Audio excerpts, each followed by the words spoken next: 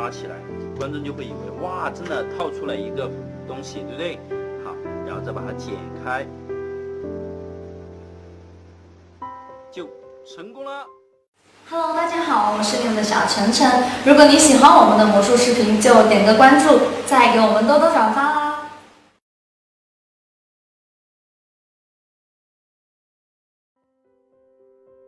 好的，2条橡皮筋像这样摇一下，就进去了。